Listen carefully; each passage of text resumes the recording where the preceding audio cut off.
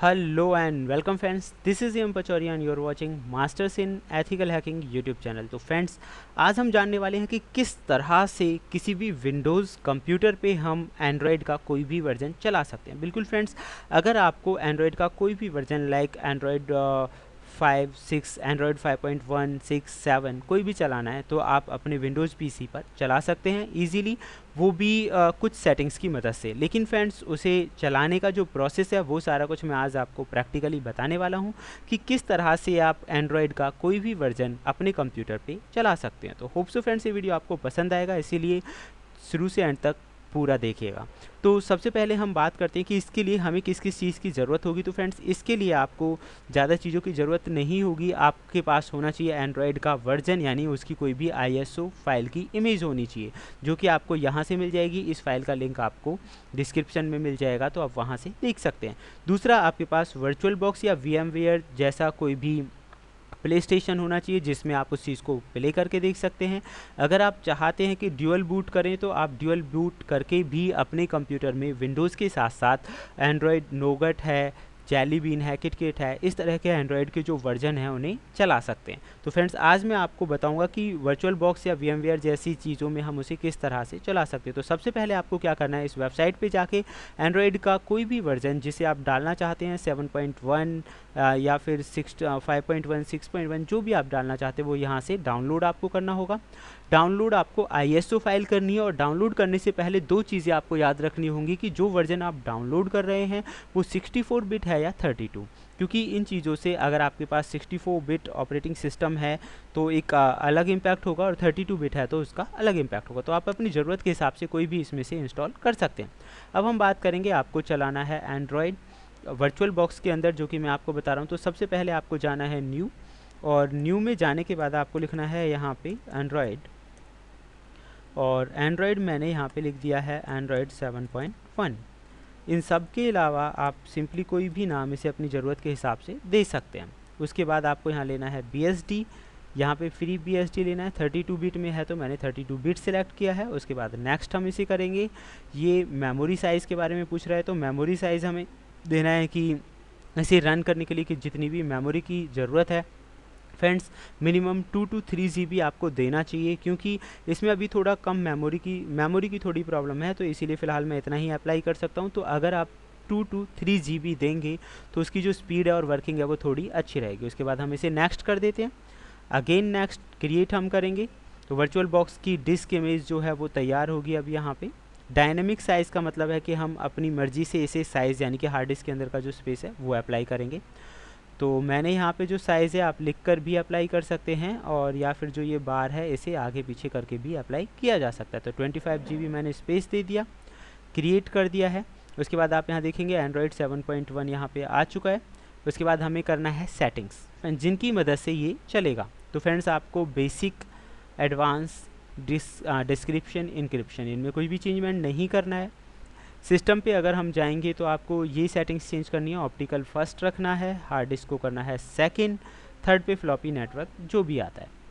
उसके बाद friends, processor पे जाके आपको करना है इनेबल PAE।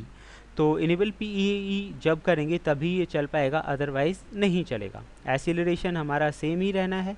उसके बाद हम जाते हैं डिस्प्ले पे जाने के बाद आपको कुछ चेंजमेंट नहीं करनी है, हमें चेंजमेंट करनी है स्टोरेज के अंदर।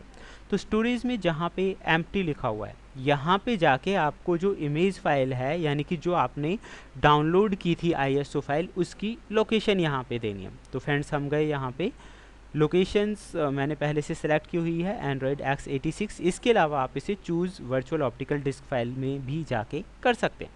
तो मैंने यहाँ पे एंड्रॉयड 7.1 सेलेक्ट कर लिया है। उसके बाद मैंने इसे कर दिया है ओके करने के बाद फ्रेंड्स, इसकी जो वर्किंग है वो स्टार्ट हो जाएगी, यानी कि आप इसे चला सकते हैं। अब चलाने के लिए मैं आपको दिखा दूं, क्योंकि इसे चलने में थोड़ा टाइमिंग लगेगा रैम की स्पीड की वजह से। हालांकि मैंने प्रीवियस जो स्टेज है वो सेव करके रखी हुई है, दोनों तरह से मैं आपको दिखा दूंगा।